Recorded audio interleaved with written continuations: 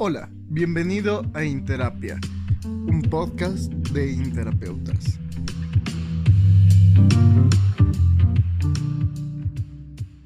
La cuarentena da luz a muchísimos escenarios y retos que la vida cotidiana no nos presentaban. Hola, soy Camilo Torres y te doy la bienvenida a nuestro primer podcast de Interapeutas. Soy psicólogo clínico, máster en terapia cognitivo-conductual y dialéctico-conductual. Junto a mí está Daniela Moreira, psicóloga clínica integral y directora de grupos de Shinen Qigong en línea. ¿Cómo estás, Daniela? Hola. Hola Camilo, gracias por tu introducción. Sí, hoy nos hemos reunido para hablar sobre algunas cosas como opiniones acerca de la salud mental y de relacionadas con el virus y también con el aislamiento social. ¿Qué piensas tú que es importante? ¿Por dónde empezar? Sí, bueno, para empezar hay muchísimos temas que se han ido planteando, ¿no? Dentro de, como tema de conversación, dentro de las redes, dentro de las cenas familiares, del núcleo familiar, sobre todo lo que está pasando a nuestro alrededor. Y lamentablemente no existen muchos espacios de conversación más allá de estos núcleos. Entonces creo que siempre es refrescante poder escuchar una opinión diferente y poder darse cuenta de diferentes realidades que dentro de lo que nos está pasando no nos damos cuenta. Entonces en esto quería empezar a preguntarte, Daniela, si es que tú tienes alguna experiencia que haya cambiado dentro de esta cuarentena. ¿Cómo sientes que ha sido esta cuarentena? ¿Has encontrado nuevos retos? ¿Qué ha cambiado justamente de tu vida cotidiana a esta vida de cuarentena? Bueno, los cambios han sido muchísimos, todos. Aunque claro que uno intenta normalizar las cosas e intenta como seguir normalmente, pero es un poco dejar de ser flexibles el pensar que las cosas siguen exactamente igual, sino que pienso que es parte de la adaptación que necesitamos ahora, un poco flexibilizar y decir la realidad cambió y yo también tengo que cambiar por eso. Entonces, por eso es que te diría que hay una lista grande de cosas que han cambiado en mi vida, pero una de las que más la he visto notoriamente es la interacción familiar dentro del aislamiento social. Creo que el estar en casa con las personas más tiempo ha cambiado totalmente la rutina que tenía, porque ahora es como un pequeño ecosistema, la casa, y bueno, la dinámica ha cambiado totalmente. No sé qué piensas tú acerca de lo que te digo, no sé si a ti te refleja algo, sientes que eso fue lo que más te impactó o puede ser que por mi personalidad tal vez eso me impacta más a mí. Quiero que me cuentes. Creo que para mí no ha sido una de las cosas que más me ha impactado. Creo que para mí era natural el cambio que iba a venir dentro de la dinámica. Como te dije, esto se debe a que nos vemos forzados a interactuar con nuestra familia, no que haya sido una interacción forzosa. En mi caso, el interactuar con mi familia ha sido bastante agradable. Para mí, justamente, es un poquito lo contrario, ¿no? O sea, el poder saber que dentro de casa aún se puede establecer una rutina productiva y no sentirse encerrado y que tal vez antes la dinámica era mi casa es el lugar de descanso, mi casa es el lugar de diversión, pero justamente ahora la casa se ha convertido en un lugar un poco mixto, ¿no? Y ese ha sido creo que un cambio dentro de mi vida. Y creo que para mí eso ha sido una de las cosas más importantes, que es el significado que lleva la cotidianidad, el significado que lleva el estar en tu casa, el significado que cómo manejas tus tiempos, se vuelve una cosa un poco híbrida, un poco mixta, que es bastante interesante de ver. Y para mí también es bastante interesante de ver cómo esto afecta a la sociedad, porque ahorita están empezando con esto del teletrabajo, hay muchas ondas que dicen que la vida nunca va a volver a ser normal, que desde ahora siempre se va a trabajar en casa, hay muchas voces dentro de esto, ¿no? Entonces quisiera saber también cuál es tu postura dentro de esto de cómo ha cambiado a la sociedad, cuáles son los efectos que la sociedad ha tenido que enfrentar, ¿no? En esta cuarentena. Pues tienes razón y me parece interesante eso que dices de las rutinas diarias que se vuelven algo híbrido, entre que haces una cosa y haces otra y no haces nada, o haces mucho o haces poco, descansas y no descansas. Es interesante. Bueno, la sociedad tiene su propia personalidad, ya como masa tenemos una personalidad y eso es interesante. Eh, y sí, se ha visto también las diferentes posturas de las personas, algunas más inclinadas hacia salvar la parte económica a pesar de ver la crisis venir y la situación, poner lo material sobre lo humano a veces, es interesante. Ese es un fenómeno que me ha llamado la atención. Me gustaría un poco hablar de lo que tú sabes como psicólogo, me interesa mucho, acerca de cuáles para ti son las reacciones más contraproducentes frente a la crisis y otras, en cambio, que tú creas que son favorables dentro de esta crisis.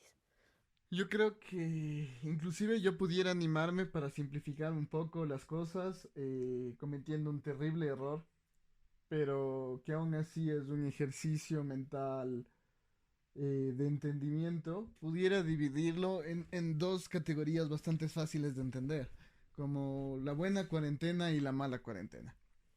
Entonces, ¿a qué me refiero con esto? ¿Cómo puede existir una buena y una mala cuarentena?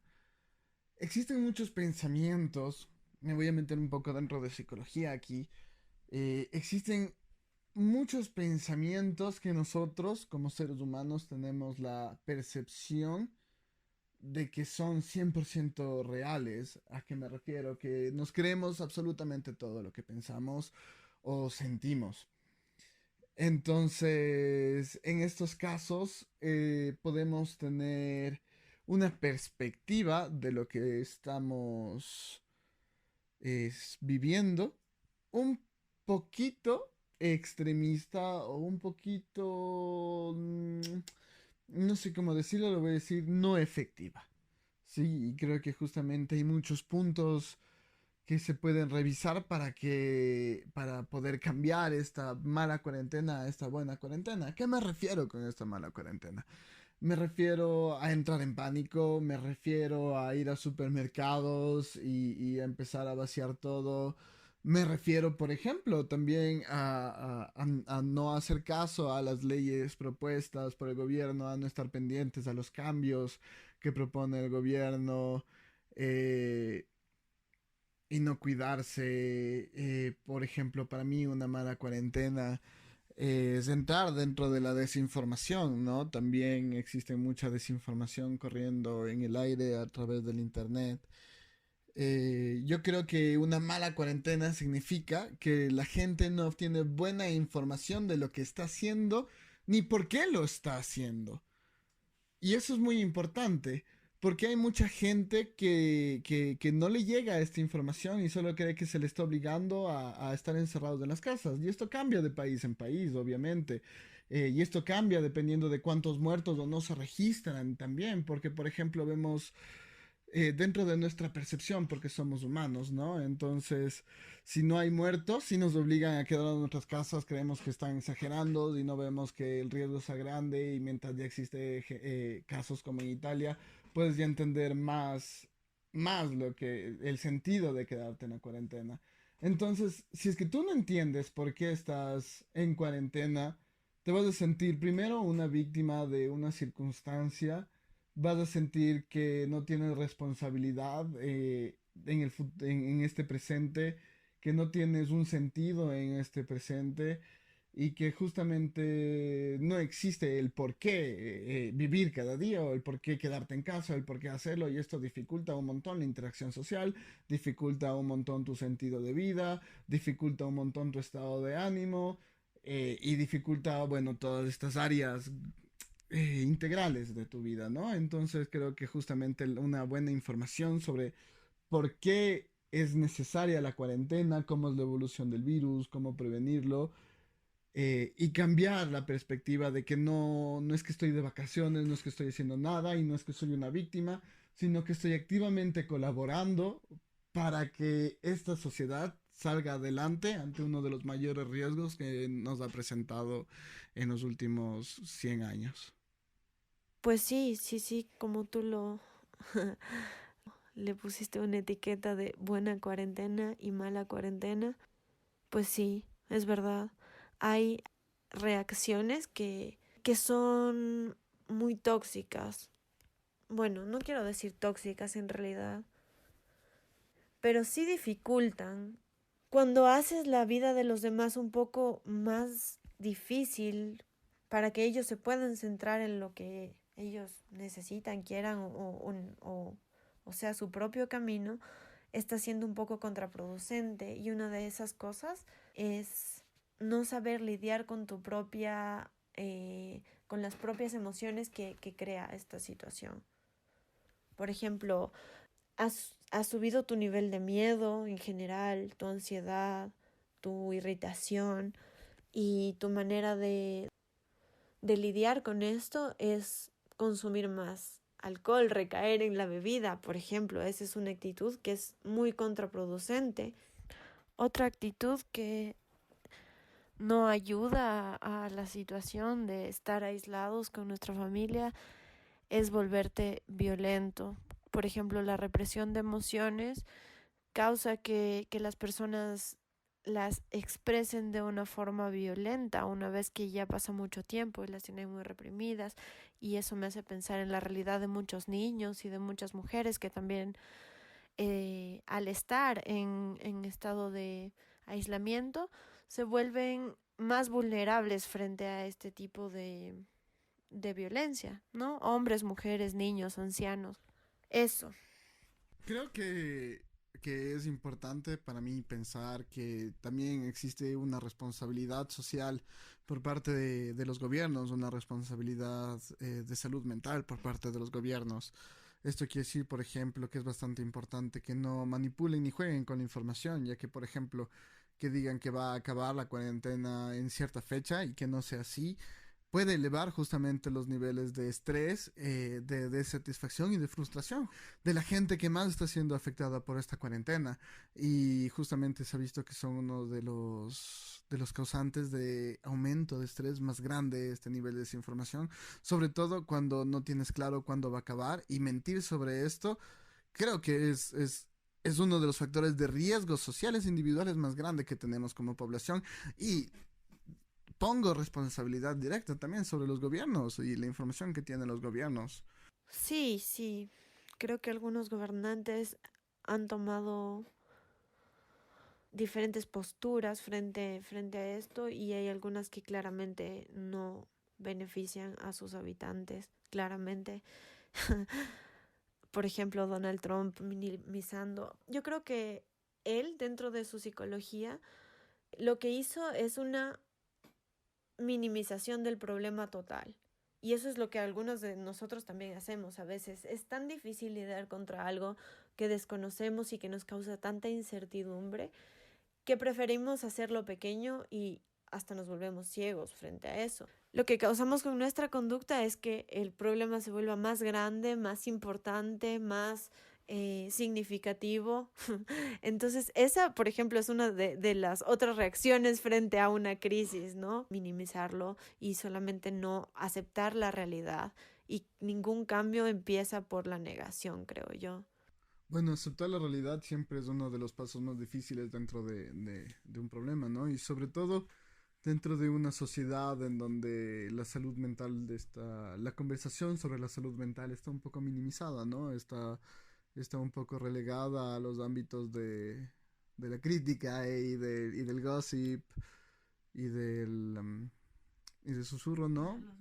Y de los memes, pero hablar sobre salud mental, hablar sobre salud mental en familia, hablar sobre salud mental como gobierno, hablar de salud mental como nación, es un poco complicado, nos ha resultado un poco complicado, inclusive para nosotros profesionales, introducirnos en unas sociedades un poco desinformadas, ¿no? Entonces, justamente te quería preguntar, Daniela, ¿por qué crees, si es que crees tú que es necesario introducir los temas de salud mental de una manera más cotidiana, ¿no? Porque últimamente, bajo el estigma en que han tenido muchos psicólogos, han decidido que la salud mental hacerlo bastante médico, ¿no? O sea, un tema súper médico y con razones para ganar credibilidad y para que la profesión y el gremio se lo tome un poco más en serio. Pero ¿crees tú que debemos hablar e introducir justamente la salud mental como un tema más del día a día y en opciones más del día a día para que la gente esté informada? Claro que sí. En realidad, hace un ratito que te dije, sí, de los memes, también me puse a pensar que muchas de las conversaciones que tenemos con las otras personas involucran salud mental. Sí, involucran salud mental y involucran temas que tienen que ver con la psique, con nuestra narrativa, con nuestros sentimientos, pensamientos. Y muchos de los memes son qué ansiedad estar aquí, qué aburrimiento estar aquí, emociones, emociones, emociones en todos los memes. Todos los memes te causan una emoción y por eso te identificas. Y eso es totalmente cotidiano. Tú sabes que los memes son el espejo de lo que somos y por eso es que nos causan tanta familiaridad y son tan aceptados. ¿Crees que produce algún cambio estos memes? O sea, a lo que me quiero referir es que cómo reaccionamos a estas cosas, ¿no? Por ejemplo, vemos posts todos los días de nuestro amigo que está deprimido, ¿no? Que está muy deprimido, que no tiene nada que hacer, que... Y ya, pero son memes y se comunica a través de memes. Es divertido como muchas personas en este siglo se comunican a través de memes, ¿no? O sea, podemos inclusive decir que es un nuevo lenguaje de símbolos o algo así, pero para no irnos del tema, es como cómo reaccionamos a estas cosas. O sea, nos limitamos a poner un me gusta, un me entristece, hablamos con esa persona o nos reímos y nos identificamos y justamente caemos en un papel de ego o un poco de hipocondria de yo también estoy así depresivo, por lo tanto me desconecto de mí y me desconecto también de esa persona. No sé, ¿cómo crees tú que reaccionamos a esa clase de cosas y cómo te has visto tú reaccionando ante esa clase de cosas? Claro, algunos memes tienen posición completamente de posición política, posición de género. Hay memes que mezclan ya la cuarentena con los equipos de fútbol por poco y ya es una mezcla de muchas cosas que ya es hasta una identidad que generan las personas por lo que pueden publicar en las redes sociales. Es verdad que hay muchas personas que se limitan, como tú dices, a espectadores, a dar me gusta o no me gusta, o me entristece, me enoja, a una publicación y poner tu punto de vista a través de la reacción, ¿no? Pero, pero sí, yo creo que tienen una personalidad ya esta interacción, tienes como una entidad y una identidad cibernética y eso es algo que no se ha dado nunca antes y que tal vez es una cosa psicológica fuerte que es difícil de percibir porque sí, pues porque está en la red y depende de quién lo vea a veces.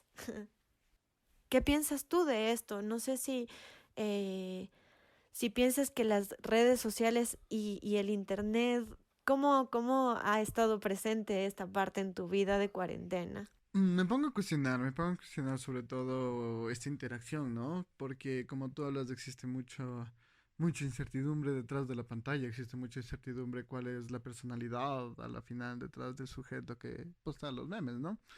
A lo cual me lleva a que creo que la mayoría somos observadores a la final porque tenemos miedo de actuar.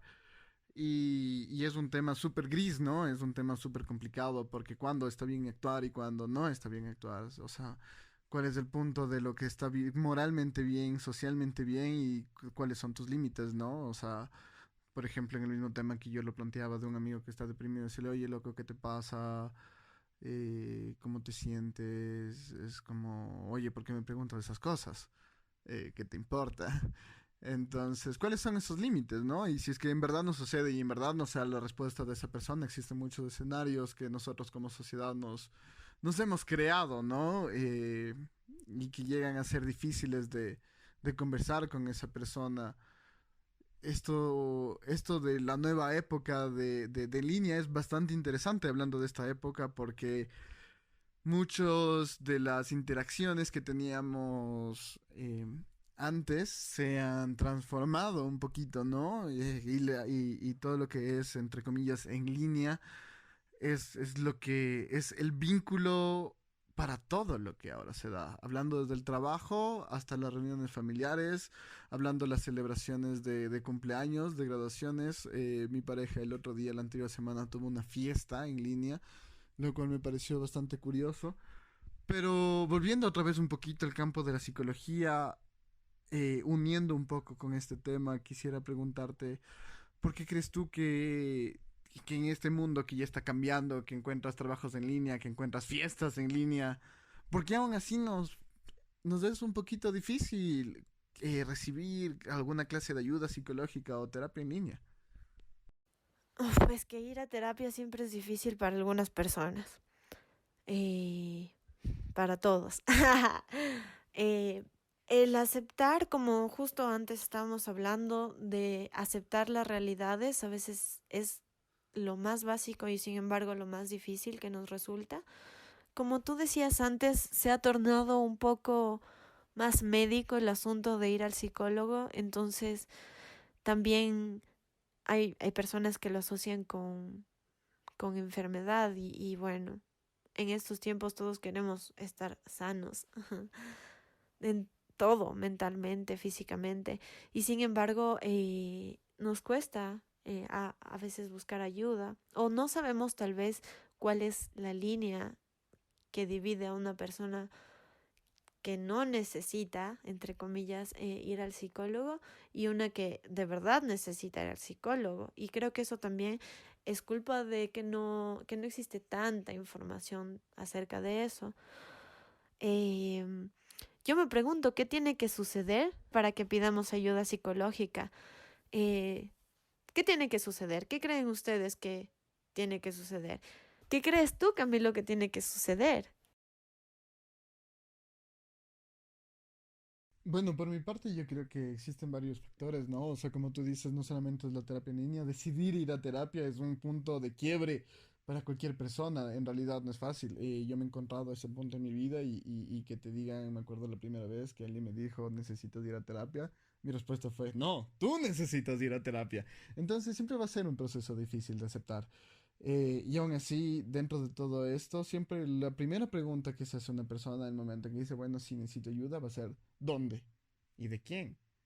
Entonces, la persona común, la persona normal que no ha estado rodeado de, no tienen papás psicólogos, o el hermano es psicólogo, o el tío psicólogo, o psiquiatra, normalmente no tiene muy claro cuál es el rol del psicólogo ni lo que va a hacer.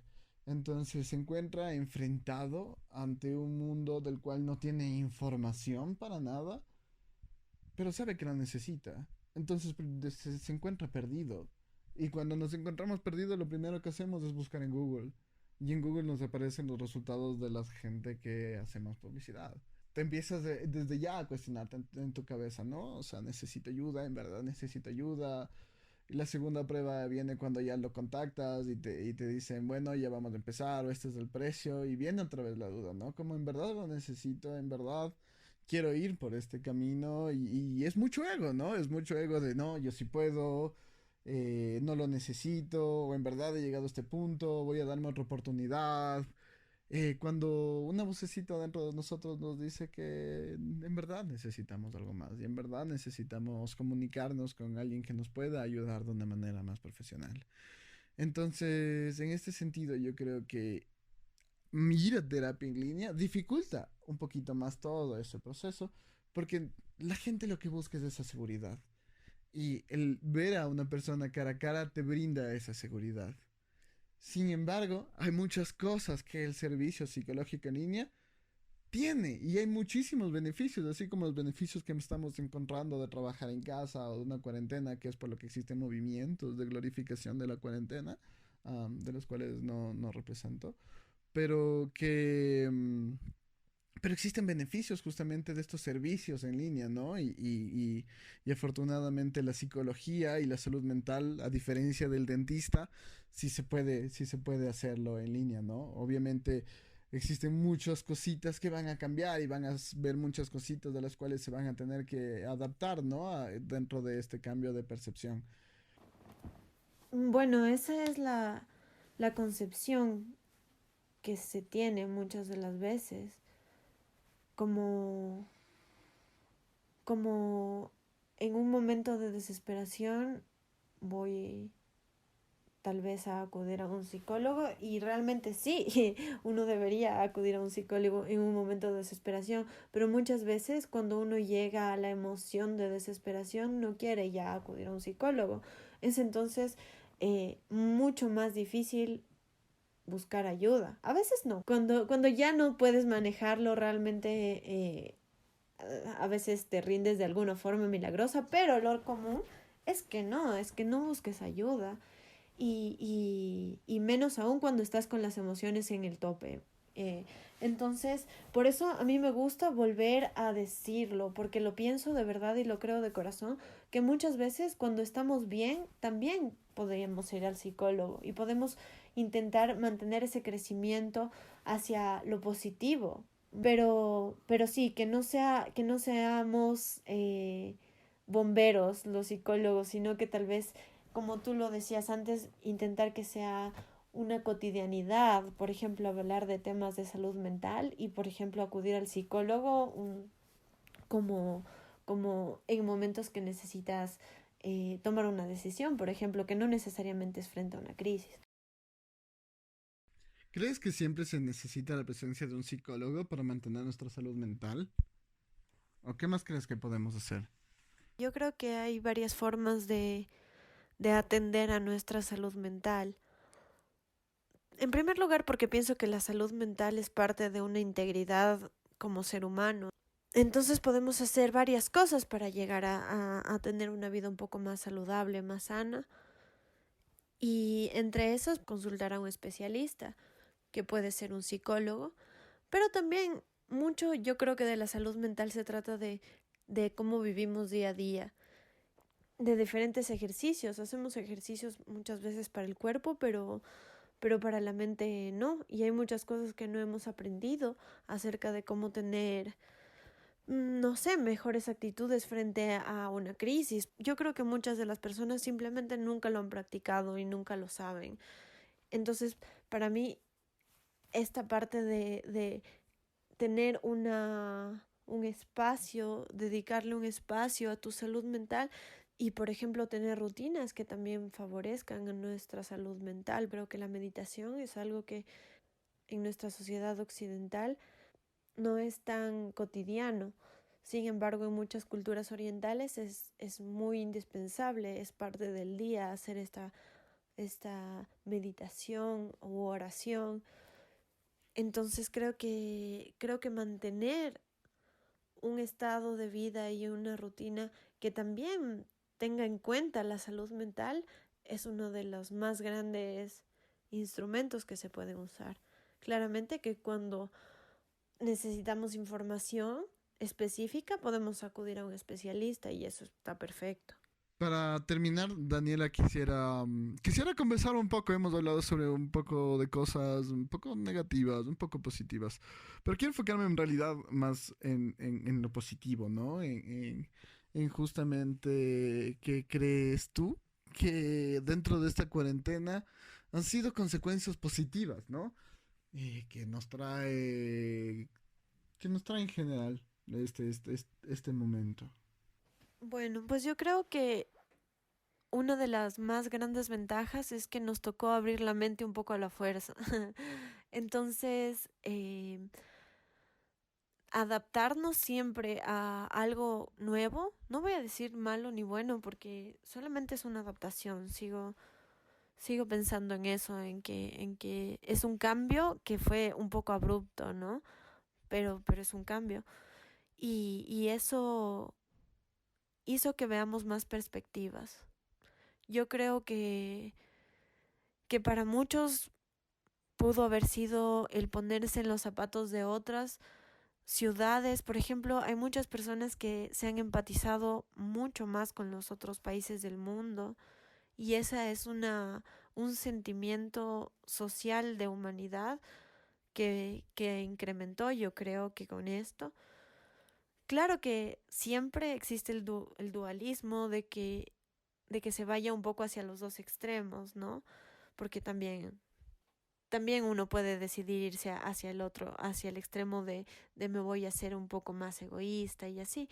pero yo creo y creo profundamente que como sociedad el solo haber parado un ratito de pensar en nuestra rutina normal y enfocarnos en la vida, en la existencia y en nuestra salud, va a transformarnos en seres más conscientes. Solamente eso ya significa mucho. ¿Qué crees tú que son las cosas positivas que han surgido? Bueno, yo creo que como sociedad es una marca, es como un pequeño trauma, ¿no? Y creo que eso es positivo, justamente. Creo que el sentimiento de vulnerabilidad que nos ha dado esta pandemia como sociedad es un poquito a como cuando como seres humanos nos damos cuenta de la mortalidad de nosotros mismos. Creo que si es que se lo toma de una manera positiva, solo ilumina un poco más tu vida, solamente hace más bella esta vida que la hace, merece la pena vivirla justamente porque existe esta mortalidad. Creo que como sociedad es una de las primeras veces o uno de los primeros años que nos damos cuenta en realidad de nuestra vulnerabilidad. Creo que con los incendios de Australia, los cambios climáticos, además de lo que ahora está pasando con el coronavirus, fue un golpe y nos hizo darnos cuenta de que no somos invulnerables como sociedad, que no somos invulnerables como país y que justamente las potencias tampoco son invulnerables, que tal vez que el sistema europeo no es inalcanzable, tal vez es inalcanzable económicamente, pero no sentirnos inferiores como sociedad, ¿no? Porque es un golpe que también nos une a todos, todos somos, no hay religión, no hay raza, no hay nada, no hay estatus que te libre un poco de tener o no tener el coronavirus y si estás en un grupo de riesgo, vaya que en verdad también la tienes que tener bastante difícil. Entonces creo que este golpe, esta mortalidad humana nos va a llevar a evolucionar, nos va a llevar a apreciar un poco más lo que podríamos llamar como cotidianidad y también nos va a llevar a apreciar un poco más del planeta, viendo los cambios que está teniendo, a apreciar un poco más el estar afuera, a apreciar un poco más de visitar a la familia, eh, y demás, ¿no? O sea, es justamente como cuando uno se da cuenta que se va a morir, que empieza a hacer las cosas que en realidad importan. Creo que como sociedad este golpe nos lleve a hacer las cosas que en realidad importan, hablando de género, hablando de profesión, hablando de la tierra y hablando sobre todo del medio ambiente. Eso es como yo veo algo positivo, es como veo como algo negativo se convierte en algo positivo.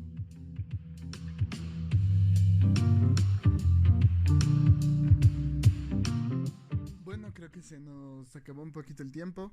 Fue una muy buena primera conversación y creo que lo que saco que justamente dentro de esta época de cuarentena la salud mental es un tema que hay que empezarlo a hablar, ¿no?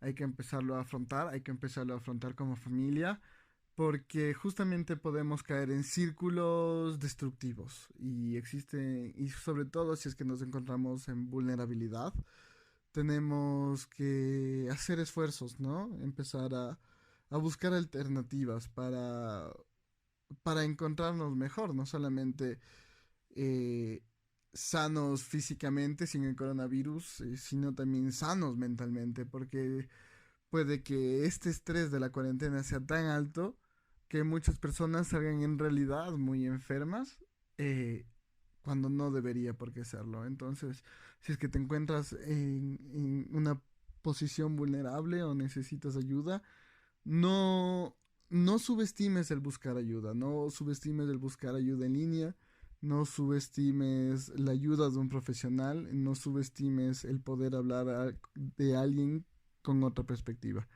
Eh, Dani, ¿quieres decirles algo al público?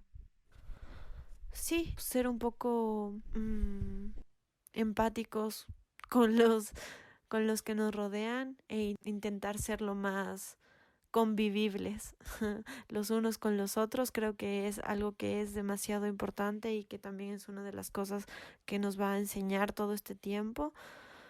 tanto mujeres, niños, adultos mayores, todos estamos dentro de esta situación y creo que todos nos estamos alimentando los unos a los otros. Entonces, cuidar de lo que damos a las mentes de los que nos rodean también.